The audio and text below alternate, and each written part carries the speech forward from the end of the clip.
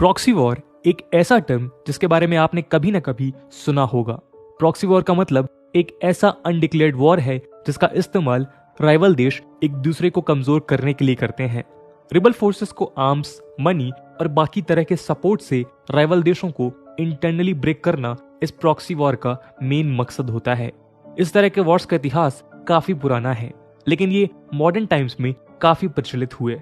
World Wars में हुए massive disruptions के बाद भी दुनिया में कॉन्फ्लिक्ट्स खत्म नहीं हुए, लेकिन दुनिया भर के बड़े देशों ने कई international laws, rules and regulations बनाए ताकि एग्रेसिव देशों को वॉर्स इनिशिएट करने से रोका जा सके। अगर कोई देश एग्रेशन दिखाकर अपने राइवल को डायरेक्टली अटैक करता है तो इंटरनेशनल कम्युनिटी उसके खिलाफ सैंक्शंस या वॉर जैसे एक्शंस ले सकती है। इसका एक एग्जांपल गल्फ वॉर में दिखा, जहां कुवैत इन्वेजन के खिलाफ यूएस लेड फोर्सेस ने इराक पर अटैक किया। ऐसे इवेंट्स के चलते कई देश एक फुल स्केल वॉर में इन्वॉल्व होने से बचने लगे, लेकिन उन्होंने प्रॉक्सी वॉर्स जैसे तरीके इस्तेमाल करने शुरू कर दिए, जिसमें एग्रेसर देश को कंक्लूसिव तरीके से ब्लेम कर पाना मुश्किल होता है और ऐसे में एग्रेसिव देश सैंक्शंस और इंटरनेशनल कम्युनिटी के ज्वाइंट अटैक से बच जाते हैं, लेकिन साथ में वो अपने मकसद में कामयाब भी हो जाते हैं। इसलिए प्रॉक्सी वॉर पर फेमस डिक्टम सांप भी मर जाए और लाठी भी न टूटे अप्लाई किया जा सकता है। खैर, ऐसे ही प्रॉक्सी वॉर्स आज इंडिया भी झेल रहा है। पाकिस्तान इंडिया से 4 फुल स्केल वॉर्स में मात खाने और इंटरनेशनल कम्युनिटीज से फटकार खाने के बाद समझ गया कि उसके लिए इंडिया को फुल स्केल वॉर में हरा पाना नामुमकिन है। इसलिए उसने सेपरेटिस्ट, टेररिस्ट और ऑर्गेनाइज्ड क्रिमिनल्स की मदद से कश्मीर से लेकर मुंबई तक इंडिया के खिलाफ एक प्रॉक्सी वॉर छेड़ रखा है। इस प्रॉक्सी वॉर में पाकिस्तानी इंटेलिजेंस आईएसआई के रोल को लेकर इंडिया ने कई सबूत वर्ल्ड लेवल पर सबमिट किए, लेकिन चूंकि ये खुफिया एजेंसीज सीक्रेटिवली ऑपरेट करती हैं, इसलिए इनके खिलाफ सबूत जुटा पाना और उसमें पाकिस्तान गवर्नमेंट और आर्मी के रोल को एस्टैब्लिश कर पाना काफी कठिन हो जाता है। वैसे पाकिस्तानी प्रॉक्सी वॉर्स की कहानी तो आप जानते ही हैं, लेकिन क्या आपने कभी गौर किया है कि कश्मीर के अलावा नॉर्थ ईस्ट में भी कई दशकों से इंसर्जेंसी ऑपरेशनल रही, जिसमें चाइना के रोल की खबरें भी आती रही। जी हाँ, अगर कश्मीर की इंसर्जेंसी में आईएसआई और पाकिस्तान की अहम भूमिका रही तो नॉर्थ ईस्ट इंसर्जेंसी में चाइना के रोल की बातें कई एक्सपर्ट्स करते हैं। आज का वीडियो चाइना के नॉर्थ ईस्ट इंसर्जेंसी के साथ कनेक्शंस पर है। आज हम देखेंगे कि आखिर कैसे चाइना ने नॉर्थ ईस्ट के इंसर्जेंट्स को सपोर्ट किया, नॉर्थ ईस्ट इंसर्जेंसी में चाइनीज रोल किस प्रकार का रहा और वो पाकिस्तानी प्रॉक्सी वॉर से कैसे अलग है। इसकी चर्चा भी आज हम करेंगे। आज हमारा फोकस उन कारणों पर भी होगा जिनके चलते इस चाइनीज एंगल पर चर्चा कम होती है। तो चलिए शुरू कर। दोस्तों, senior journalist Rajeev Bhattacharya the Quint में लिखते हैं कि नॉर्थ ईस्ट के सेपरेटिस्ट आउटफिट्स को चाइना से मिलने वाला एड पिछले 50 सालों से जारी है और इन 50 सालों में इस एड के तौर तरीके और मेथड्स कई फेजेस से गुजरे हैं। वो कहते हैं कि पाकिस्तान के आउटराइट प्रॉक्सी वॉर के कंपैरिजन में चाइनीज असिस्टेंस काफी अलग रहा। नॉर्थ ईस्ट इंसर्जेंसी में चाइना का सपोर्ट कोवर्ट, सीक्रेटिव, सिलेक्टिव और इनडायरेक्ट रहा और इसीलिए इस पर चर्चा कम होती है। खैर, इस इंसर्जेंसी के कंसिक्वेंसेस हमें पता ही हैं।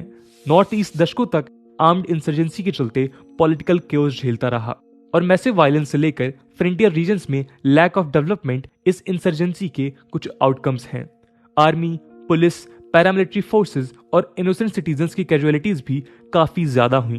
कुछ गवर्नमेंट सोर्सेज बताते हैं कि इंसर्जेंसी के चलते यहाँ की पैरामिलिट्री फोर्स असम राइफल्स के लगभग 750 पर्सनल और ऑफिसर्स वीरगति को प्राप्त हो चुके हैं। इसलिए इस इंसर्जेंसी के पीछे किस तरह की एक्सटर्नल फोर्सेस का हाथ है, उसकी चर्चा बेहद आवश्यक है। नॉर्थ ईस्ट इंडिया में आर्म्ड एथनिक इंसर्जेंसीज 1950s में शुरू हुई, जिन्हें इनिशियली ईस्ट पाकिस्तान से सपोर्ट मिला, लेकिन बर्टिल लिंटर अपनी किताब द ग्रेट गेम ईस्ट बताते हैं कि जल्द ही इन ग्रुप्स का मेन सपोर्टर चाइना बन गया। चाइनीज सपोर्ट का मेन फेज 1960s और 70s में माओ जेडोंग के कल्चरल रिवॉल्यूशन के साथ कोइंसाइड करता है, जब चाइनीज पॉलिसी इंटरवेंशनिज्म की थी। 1990 से 2010 के बीच नॉर्थ ईस्ट इंसर्जेंसी अपने चरम में था, जब वहां एक दो नहीं बल्कि 100 से ज्यादा रिबल ग्रुप्स एक्टिव थे। हालांकि ये बात नोट करने वाली है कि इनमें से मेजोरिटी ग्रुप्स को चाइनीज सपोर्ट नहीं था। इनमें से कई ग्रुप्स इसलिए फॉर्म हुए क्योंकि अपने पीक में चल रही इंसर्जेंसी से यहाँ की पॉलिटिकल इंस्टेबिलिटी काफी ज्यादा थी और लोग अनएम्प्लॉयमेंट झेल रहे थे। खैर, चाइनीज सपोर्ट के नेचर की बात करें तो वो कई फेजेस से गुजरा। पहले चाइना ने एक्टिवली इन ग्रुप्स को सपोर्ट किया, फिर इनडायरेक्टली। माओ जेडोंग के वक्त का इंटरवेंशनिज्म डायरेक्ट सपोर्ट की कैटेगरी में रखा जा सकता है, लेकिन माओ के बाद डेंग ज़ाओपिंग की पॉलिसीज में बदलाव आया और सपोर्ट का नेचर भी बदला। कुछ रिपोर्ट्स बताती हैं कि डायरेक्ट सपोर्ट लगभग 15 साल तक चला और इसकी शुरुआत तब हुई जब Nagaland based rebel group Naga national council ने चाइना के यूनान प्रोविंस में शरण ली। 1960s में दलाई लामा के इंडिया में अराइवल और सिनो इंडिया वॉर के बाद जब इंडिया और चाइना के रिश्तों में खटास आई, तब चाइना ने नागाज और बाकी नॉर्थ ईस्ट रिबल्स का खुलकर स्वागत किया। 1966 से 1967 के बीच में नागा नेशनल काउंसिल के थुइंगालेंग मुइवा ने चाइना के यूनान प्रोविंस में नागा फाइटर्स के फर्स्ट बैच को लीड किया था। नागास के एग्जाम्पल को मिजो नेशनल फ्रंट ने भी फॉलो किया और बाद में पता चला कि मणिपुर पीपल्स लिबरेशन आर्मी के एक स्क्वाड को तिब्बत में ट्रेनिंग भी दी गई है। 1966 में चाइना ने 300 नागा फाइटर्स के कॉन्टिजेंट को कोवर्टली ट्रेनिंग्स और आर्म्स भी प्रोवाइड किए। ये ग्रुप 1968 में वापस आया और उसने जोस्तोमा जंगल्स में कैंप सेटअप किए। जब इंडियन फोर्सेस ने इस कैंप को अटैक किया तो उन्हें कई चाइनीज वेपन्स और डॉक्यूमेंट्स मिले जो चाइनीज रोल को साफ साफ दिखाते थे। दोस्तों, इस तरह के सपोर्ट का दौर डेंग ज़ाओपिंग के पावर में आने के बाद डिमिनिश होने लगा। चाइना इंटरवेंशनिज्म छोड़कर अपनी इकोनॉमिक कंडीशंस को सुधारने में लग गया। ट्रेनिंग मॉड्यूल्स और रिबल्स को मिलने वाले वेपन्स का सप्लाई अर्ली 80s में थम सा गया। लेकिन इंडियन मिलिट्री को शक था कि अब चाइनीज इंटेलिजेंस एजेंसीज रिबल्स को और ज्यादा कोवर्टली सपोर्ट करने लगी थी। असल में ये चेंज्ड एटीट्यूड चेंज स्ट्रेटजी के चलते था। चाइनीज इंटेलिजेंस अब म्यांमार में लोकेटेड कचिन के जंगल से ये काम करने लगी।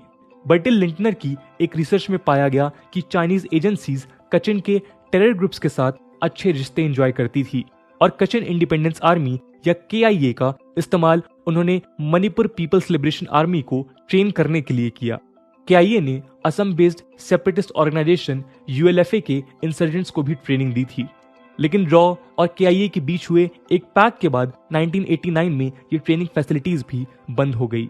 KIA ने कमिट किया कि वो अब मिलिटेंट आउटफिट्स के साथ रिलेशंस नहीं रखेगा।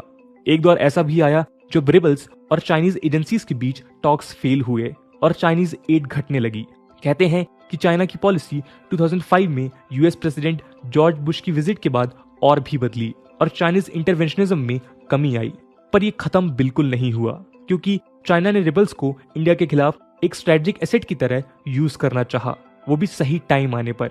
चेंजिंग टाइम्स के चलते पॉलिसीज और चेंज हुई और अब सपोर्ट और ज्यादा इनडायरेक्ट होने लगा। चलिए देखते हैं वो कैसे।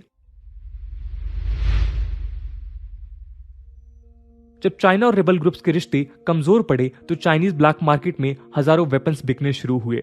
स्वीडिश जर्नलिस्ट बर्टिल लिंटनर लिखते हैं कि चाइनीज गवर्नमेंट ने ओपनली आर्म्ड ग्रुप्स को सपोर्ट करना बंद कर दिया है, लेकिन उन्हें आर्म्स का एक्सेस चाइना के सो कॉल्ड ग्रे मार्केट से मिलने लगा।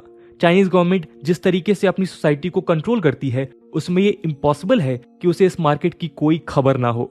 इस बात के सबूत वैसे तो कई थे, लेकिन NSCN-IM के एक ऑपरेटिव एंथनी शिमराय को जब इंडियन फोर्सेस ने गिरफ्तार किया तो उसने इस इनडायरेक्ट चाइना सपोर्ट को उजागर किया। ब्लैक मार्केट से वेपन्स का सप्लाई एक कॉम्प्लेक्स और वास्ट नेटवर्क से होता था, जिसमें नई चाइनीज कंपनीज और नेपाल, बांग्लादेश, थाईलैंड के मिडलमैन इन्वॉल्व थे। शिमराय ने रिवील किया कि वो 1994 में सबसे पहले आर्म्स डील के लिए गया था on behalf of national democratic front of Bodoland. Early 1994 में NSCN-IM ने चाइनीज वेपन्स का सबसे पहला कंसाइनमेंट बांग्लादेश के कॉक्स बाजार के थ्रू रिसीव किया। इन डील्स ने ULFA चीफ परेश बारुआ को भी इनकरेज किया और एक साल बाद ULFA के लिए भी एक कंसाइनमेंट कॉक्स बाजार में उतरा।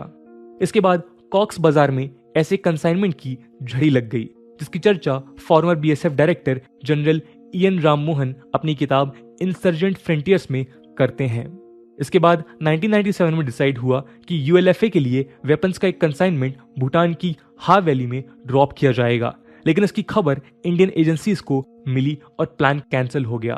खैर, NIA ने 2011 में NSCN-IM के तांगखुल और शिमराय के खिलाफ चार्जशीट में $12 लाख के इलीगल आर्म्स स्मगलिंग का आरोप लगाया। इसके तहत rifles, machine guns, grenades, pistols और ग्रेनेड लॉन्चर्स कॉक्स बाजार के थ्रू नॉर्थ ईस्ट भेजे गए। मीनवाइल तांगखुल और उसके एसोसिएट्स को इंडियन एजेंसीज ट्रैक कर रही थीं और एक ऑपरेशन में एंथनी शिमराय पकड़ा गया, जिसने पूरे ग्रे आर्म्स मार्केट का खुलासा किया। दोस्तों, ये arms procurement Chinese civil defence company Norinco के थ्रू होते थे, जिनमें AK series rifles, M16, machine guns, sniper rifles और रॉकेट लॉन्चर्स आते थे। 2013 में सिप्री की China's export of small arms and light weapons report ने बताया कि साउथ ईस्ट एशिया के कई गन मर्चेंट्स और ब्लैक हाउस जैसी एजेंसीज जिनमें चाइनीज मिलिट्री के रिटायर्ड मेंबर्स थे, उन्होंने इन स्मॉल आर्म्स को रिबल ग्रुप्स को बेचने का भरपूर प्रयास किया। ये स्मॉल आर्म्स सिर्फ नॉर्थ ईस्ट इंसर्जेंट्स नहीं यूज कर रहे थे, बल्कि नेपाल के माओइस्ट और अफगानिस्तान के तालिबानी भी इन्हें खरीद रहे थे। 24 जून 2020 को ऐसा ही एक चाइनीज मेड वेपन्स का कंसाइनमेंट थाईलैंड म्यांमार बॉर्डर के पास सीज भी हुआ था।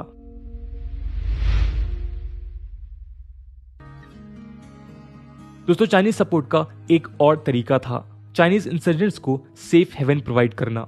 नॉर्थ ईस्ट टेररिज्म के एक्सपर्ट GM श्रीवास्तव ने फर्स्ट पोस्ट को बताया कि ULFA लीडर परेश बारुआ ने अपनी आर्म्स ट्रेनिंग चाइना में मिड-80s में ली थी। बारुआ, जो पहले बांग्लादेश से ऑपरेट करता था, वो अब यूनान और म्यांमार के जंगल्स के बीच मूवमेंट्स करता रहता है। ये सब चाइनीज अथॉरिटीज के सपोर्ट के बिना पॉसिबल हो ही नहीं सकता। बारुआ के अलावा NSCN-IM का so called defence minister Hangshi Tangkhul और उसका deputy chief arms procurer TR Calvin के बारे में भी ऐसे स्पेकुलेशंस हैं कि वो चाइना से ऑपरेट करते हैं। यूनान से ये इंसर्जेंट लीडर्स अपने कैडर्स के साथ social media, email addresses, false names और इंडो म्यांमार और इंडो बांग्लादेश बॉर्डर के अलॉन्ग अपने बेसिस के थ्रू कॉन्टैक्ट्स मेंटेन करते हैं। जब से बांग्लादेश में शेख हसीना गवर्नमेंट आई है, तब से बांग्लादेश ने इन इंसर्जेंट्स के खिलाफ एक्शंस लिए हैं, लेकिन उसके पहले ये ग्रुप्स वहां सेफ शेल्टर्स में रहते थे। इसी साल कुछ रिपोर्ट्स ने दावा किया कि चाइनीज इंटेलिजेंस एजेंसी के 2 ऑफिशियल्स म्यांमार के तागा में लोकेटेड ULFA के एक कैंप में लगभग 1 हफ्ते तक रुके भी थे। इसी वक्त ये एफर्ट लिया गया कि 10 रिबल ग्रुप्स के बीच एक अलायंस फॉर्म किया जाए, लेकिन इन रिबल्स के लिए ये सिचुएशन तब खराब हो गई जब तागा के बेस को म्यांमार मिलिट्री ने जनवरी 2019 में डिस्ट्रॉय कर दिया। ये नॉर्थ ईस्ट इंसर्जेंसी के लिए बड़ा सेटबैक था और चाइना के लिए भी। लेकिन परेश बरुआ आज भी यूनान में रहता है और PLA मणिपुर के टॉप लीडर के साथ कॉन्टैक्ट्स मेंटेन करता है। ये बात इसलिए इंपॉर्टेंट है क्योंकि PLA मणिपुर को एक एक्स-रॉ ऑफिशियल ने चाइना की आईज एंड ईयर्स बताया था। बीजिंग इन सभी सपोर्ट्स को लेकर साइलेंट रहा, लेकिन बरुआ जैसे लीडर्स का चाइना में प्रेजेंस हार्डली कोई सीक्रेट है। कई रिसेंट YouTube वीडियोस में तो ULFA ने ओपनली चाइना के ईस्ट लद्दाख को लेकर नैरेटिव्स को सपोर्ट भी किया, इंक्लूडिंग गलवान क्रैश। 2015 में एक गुरिल्ला अटैक में लगभग 18 आर्म्ड फोर्सेस के पर्सनल वीरगति को प्राप्त हुए। 29 जुलाई 2020 को भी मणिपुर के चंदेल में एक जॉइंट अटैक हुआ, जिसमें Manipur Naga people's front MNPF, revolutionary people's front RPF और ULFA का हाथ था। इसमें 4 असम राइफल्स के पर्सनल शहीद हुए।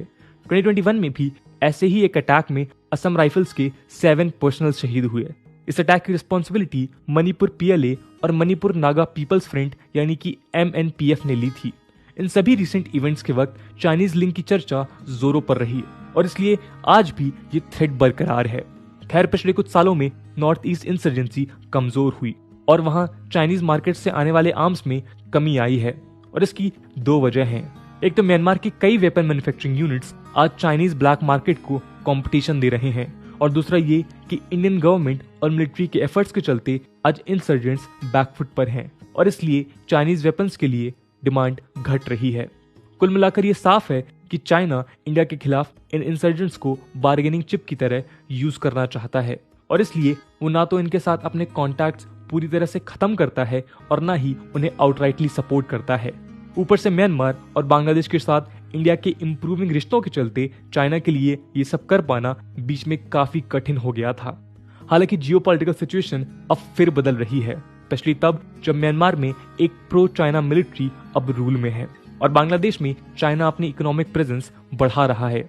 ऐसे में इंडिया को एक्टिवली नॉर्थ ईस्ट में अपने बॉर्डर इंफ्रास्ट्रक्चर्स और इंटेलिजेंस नेटवर्क्स को इंप्रूव कर इंसर्जेंट ग्रुप्स को कंट्रोल करने की लड़ाई जारी रखनी होगी। तो दोस्तों ये थी कहानी नॉर्थ ईस्ट इंसर्जेंसी की और चाइना उसे कैसे एड कर रहा है। इस पूरे मुद्दे को लेकर आपका क्या ओपिनियन है और इस चाइनीज एड को कंट्रोल या फिर एबॉलिश करने के लिए इंडिया क्या काउंटर मेजर्स ले सकता है, कमेंट सेक्शन में जरूर बताइएगा। आज की वीडियो के लिए इतना ही। आई होप आपको वीडियो पसंद आई होगी और अगर पसंद आई है तो अपने दोस्तों के साथ शेयर करना मत भूलिएगा। मिलते हैं अगले वीडियो में, तब तक के लिए जय हिंद, जय भारत।